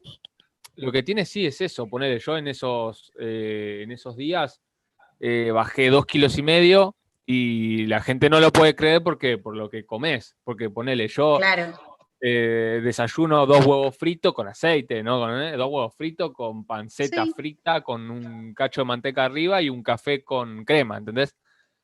Y la gente no entiende, y así como cada comida, o sea, cada comida es así, explotada en grasa y uno no lo puede creer. Y sí, la dieta cetogénica es 70% grasa. Claro, lo que sí como mucho menos. En realidad estoy comiendo menos, porque Porque te sacias más rápido. Las grasas y las proteínas lo que tienen es que te hacen saciar más rápido. El problema es que no estás incorporando fibra. No sé cómo estará yendo al baño. Igual tampoco. Sí, no, ya sé. Yo leí sobre ese tema. No, mirá, no hay problema. Yo me puse a ver una página en particular que te explica un montón, y inclusive habla de eso, y en cuanto a la fibra, se incorpora en las verduras en lo que es la espinaca, espárrago, ¿y qué más se puedo comer? Tomate muy poco y brócoli. Igual mucho tampoco, porque si vos consumís consumís media taza de espinaca, ya consumiste la cantidad de hidratos de carbono por día. Si realmente haces una cetogénica posta. Chicos, la cetogénica posta no te puedes comer ni una, te comes una manzana. Son Claro, no, me menos de dice 50 gramos de hidratos de carbono máximo 20 gramos, me decía. Y en cuanto a por la, comida. bueno, justo en la página esa decía supuestamente la espinaca que tenía poco Sí, y la nada. espinaca tiene 5 gramos cada 100. Lo que pasa es que 100 gramos de espinaca cuando los cocinás es un cuarto de taza. Claro, no debo estar consumiendo esa cantidad, debo consumir menos. Bueno, por eso, pero a ver, para determinadas cuestiones en determinados ambientes y se puede usar la dieta cetogénica, no es que yo estoy recontra en contra. Ahora, deportistas de alto rendimiento que tienen que hacer resistencia o deporte de equipo, de ninguna manera yo voy a recomendar una dieta cetogénica. Salvo que esté en pretemporada y quiera bajar unos kilos, en pretemporada no, antes de pretemporada, y quiero bajar unos kilos de peso para tratar de llegar a la pretemporada bien. Pero si no, de ninguna manera, porque no va a rendir y se va a romper. Muy probablemente se rompa. So, vamos a seguir, así terminamos. Entonces, ¿cuándo la dieta alta en grasas, baja en hidratos de carbono puede ser beneficiosa? En todas las actividades que se realicen a menos del 70%, ¿sí?, de intensidad, como por ejemplo ultramaratón o carreras de aventura en montaña, no se corren al 70%. Generalmente son carreras que se corren al 65 o 60%, ¿sí? Uno va a 7 kilómetros por hora, no va a 20 kilómetros por hora, como por ejemplo en una maratón. También funciona muchas veces como placebo, ¿sí?, o emoción de ser parte de un estudio, cuando hay estudios de este tipo. Muchas veces se cree que se está haciendo una dieta baja en hidratos de carbono y realmente no se está haciendo una dieta baja en hidratos de carbono, por eso está bueno que sepan la composición química de los alimentos y después cómo calcular esto. Y otras veces lo que pasa es que el atleta deja de comer comida chatarra y se atiene a un plan de alimentación. Y por lo tanto mejora en un montón de cosas, entre ellas el rendimiento. ¿Y a qué se lo aduce? A que está haciendo supuestamente una dieta alta en grasas, baja en hidratos de carbono, cuando en realidad dejó de comer pelotudeces y está comiendo como una persona un poco más decente, ¿sí? Entonces, ojo, ahí también, y ahí es donde tengo que preguntar realmente, bueno, ¿qué estás comiendo? Y que me haga un registro de lo que está comiendo, ¿sí?, para yo ver si realmente está haciendo lo que dice que hace, o si está haciendo algo parecido y mejoró, y por eso mejoró el rendimiento. Entonces, ¿por qué algunos mejoran? Y hay que tener en cuenta esto de los casos testimoniales. Son casos anecdóticos. Que a una persona le funcione no quiere decir que eso es ciencia, ¿ok? Entonces, en alto rendimiento deportivo, todos los estudios que hay sobre dietas altas en grasas, bajas en hidratos de carbono, demostraron que hay un empeoramiento del rendimiento deportivo, ¿sí? Se hicieron, la mayoría de los estudios que hay también son, como les digo, en deportes de resistencia, porque es realmente donde importa y donde yo voy a tener mucho tiempo para oxidar grasas. Y se trabaja a intensidades muy altas y entonces no tuvieron buenos resultados. El único estudio de los años 80 y en el que se empiezan a basar todos para decir que las dietas altas en grasas son buenas para el rendimiento deportivo, es un estudio en donde se trabajó con ciclistas y que estuvieron haciendo hasta el fallo al 65% de su volumen, de su consumo máximo de oxígeno. Así que claramente es un ejercicio submáximo en atletas de alto rendimiento deportivo. Por lo tanto, ese estudio no se tiene que tener en cuenta, ¿sí? Entonces, para submáximos, bárbaro, es una posibilidad a utilizar, pero en deportes en donde se usen intensidades muy elevadas, arriba del 70%, es casi imposible que dé buenos resultados. No hacen la dieta estricta, por otro lado, aumentan muchas veces los hidratos de carbono en momentos claves. Por ejemplo, hay un corredor de ultramaratón que hacía dieta cetogénica, siempre dijo que hace dieta cetogénica, pero el día que corre la carrera, toda la carrera la corre tomando Coca-Cola. Entonces, ¿en qué quedamos? Claramente, puros hidratos de carbono. Entonces, bueno, ojo también, y por eso es ahí donde uno tiene que empezar a investigar. Bueno, estás haciendo esto, te da resultado bueno, a ver, comentame todo bien, qué es lo que estás comiendo, cómo lo estás comiendo, a qué hora, en qué momento. Funciona de placebo, y después lo que tengo que tener en cuenta es, no solo la alimentación que tenía antes, sino también cómo estaba entrenando antes y cómo entrena ahora. ¿Mejoró realmente el rendimiento deportivo porque está entrenando diferente o porque está comiendo diferente? ¿Sí? Ojo, porque también mucha gente dice, ah, bueno, no, ahora me pongo las pilas y entreno de verdad. Así como pasa con, empiezo a comer bien, empiezo a entrenar bien. Entonces, ojo con eso, ¿sí? El aumento de disciplina y el tema de la experiencia. Por último, gente, en las dietas altas en grasas, en realidad muy bajas en hidratos de carbono, lo que empieza a funcionar como energía se llaman cuerpos cetónicos, ¿sí? Esto se llama, la producción de cuerpos cetónicos es la cetogénesis. Cuando hay un aumento del acetil-CoA, un exceso del acetil-CoA, se generan cuerpos cetónicos que se llaman beta-hidroxibutirato y acetona, no me importa que sepan los nombres, sepan que se llaman cuerpos cetónicos, y cuando yo necesito energía, entonces como no tengo hidratos de carbono disponibles, lo que va a pasar es que se va a producir cetólisis. Se van a romper esos cuerpos cetónicos con el fin de darme energía. Van a entrar al ciclo de Krebs, van a formar ATP y me van a dar energía. ¿Qué pasa? Llega un momento en que se supera la capacidad de oxidación de los cuerpos cetónicos, ¿sí? Y se empiezan a acumular en sangre.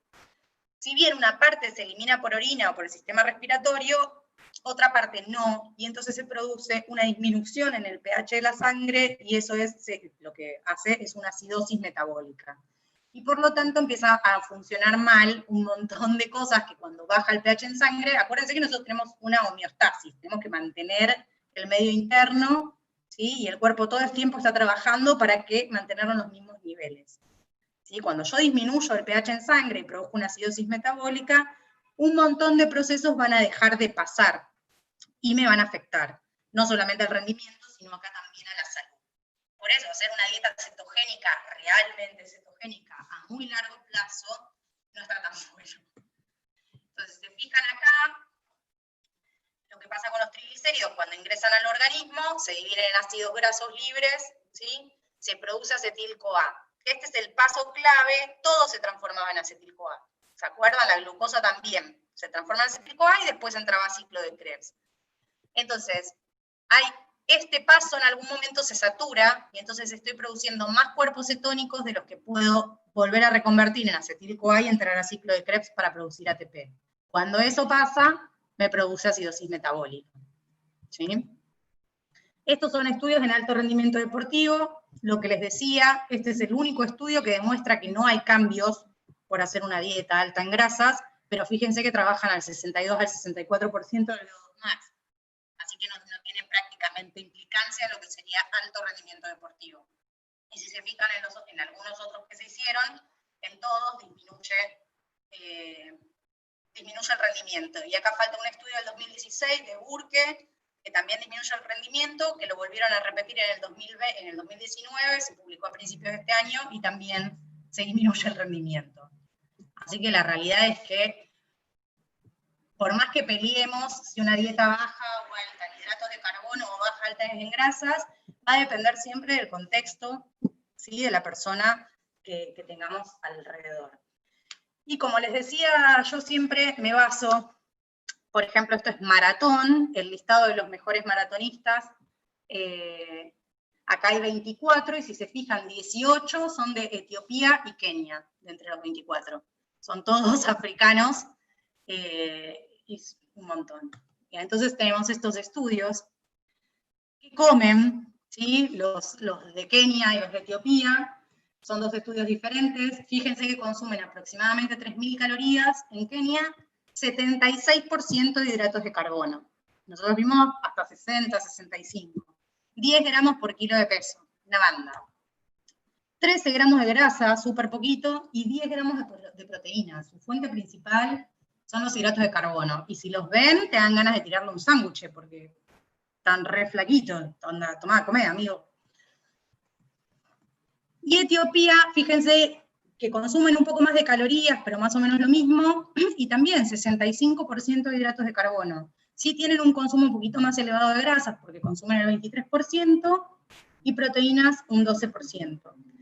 Pero siempre la base está en los hidratos de carbono, del 65 al 75. Pero bueno, son re flacos, lo que consumen lo gastan. Pero entonces no está tanto ni en las proteínas ni en las grasas, sino en los hidratos de carbono. Esto también nos da la pauta de cuán importantes son. ¿Dudas o preguntas hasta aquí?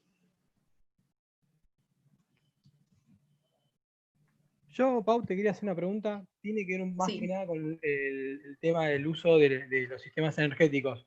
Que Ujú. muchas veces escuchás que te dicen que cuando haces de alta intensidad, un trabajo de alta intensidad, estás, ¿cómo se llama? Saturando el sistema nervioso y por el tema hormonal terminás en un gasto calórico en los días subsiguientes. ¿Eso es verdad o es chamullo? Pensé que lo habíamos hablado. La realidad es que yo no estoy muy al tanto. Eso se llama EPOC. Y sí, tiene un poco que ver, pero lo tendría que estudiar mejor. Porque, a ver, el gasto calórico que vos hiciste, lo que ellos dicen es que después te va a aumentar un poco más el metabolismo basal los días subsiguientes. Y la realidad es que no está comprobado del todo, pero tendría que buscar más estudios de POC para ver cuánto afecta, porque muchas veces acuérdense cómo pasa con lo de la masa muscular, que a mayor masa muscular aumenta el metabolismo basal. ¿Es cierto? Sí, es cierto. Pero ¿cuántos kilos de masa muscular tengo que aumentar para que realmente el metabolismo basal me varíe en algo importante? Era muy poco. Claro, acuérdense que 1 kilo de masa muscular, que es un montonazo, me aumentaba 11 calorías, 10 calorías. Entonces, en realidad lo que tendría que fijarme bien es ese tema. Hola, ¿Sí? yo tengo una pregunta que me olvidé de hacerte en realidad al principio, que la dejamos ya para la próxima clase si querés, por la hora, Sí. pero te la tiro ahí. Era sobre el examen, que se armó un debate después de que ya habíamos todo enviado del parcial, en cuanto a la pregunta del sustrato energético que se usaba en cada actividad, ¿viste? Y el tema era con el spinning, que yo decía que era glucolítico, otros decían que era oxidativo, etcétera. El spinning, el que dijo que es anaeróbico oxidativo, nunca hizo spinning. Para mi gusto. Ah, no, ahí está, porque yo decía, ¿es a pleno glucolítico? Es glucolítico, pero al mango, porque por más que uno haga pausas y por más que uno esté desentrenado o entrenado, porque después vos vas a variar la carga que le pones a tu bicicleta, pero se trabaja al palo casi 40 minutos. No sé si vieron en fisiología los niveles de lactato, ¿sí? Que se pueden medir. Después de una clase de spinning realizada, o sea, que reposta, hiciste la clase de spinning, los niveles de lactato llegan a entre 8 a 10 milimoles. Es una bestialidad, Es súper glucolítico. No hay chance. Pero bueno, como me lo justificaron por el tema del tiempo y de que intensidad no tan, bueno, yo se los dejé como correcto. Pero el spinning es glucolítico sin lugar a dudas. Sin lugar a dudas. Gente hermosa, los dejo, van a ver que después de esto tienen cómo terminar de resolver el caso de Adrián, pero los dejo porque yo justo ya arranco otra clase ahora a las 8, ¿sí? Así que cualquier duda la vemos la clase que viene, ¿ok? Gracias, Pablo.